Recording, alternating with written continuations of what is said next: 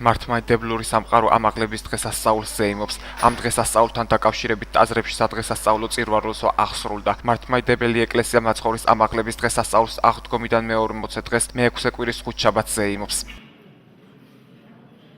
დღევანდელი დღე ძალიან მნიშვნელოვანი დღესასწაული გახლავთ.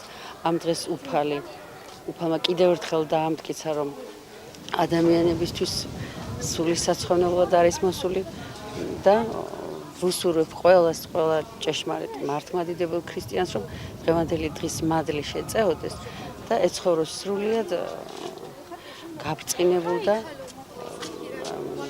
დიდებულ საქართველოში, ისეთში, როგორცაც გვიოცნებია. დღეს მოგიხსნებით არის ამაღლება და ყველას მეულოცავთ თქვენთაგან და ყველას დაესწარეთ მრავალს და გფარავდეთ ღმერთი.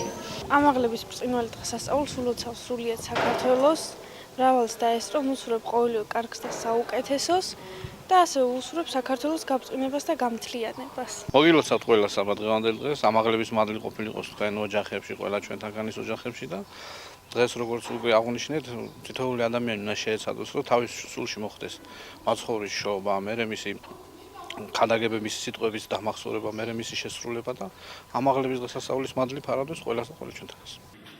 სახარების მიხედვით აღდგომიდან მეორე მოცე დღეს მოწაფეები გალიელიდან იერუსალიმში ერთ სახლში შეიკრიბნენ, სადაც მაცხოვარი გამოეცხადათ. იესომ შეკრებილით აღუთქვა, რომ მალე მოუვლენ და სული წმინდას დაუბრძანა, იერუსალიმიდან არ წასულიყვნენ. ქრისტემ ისინი ბეთანიის მიმართულებით გაიყვანა და ელეონის მთაზე ამაღლდა.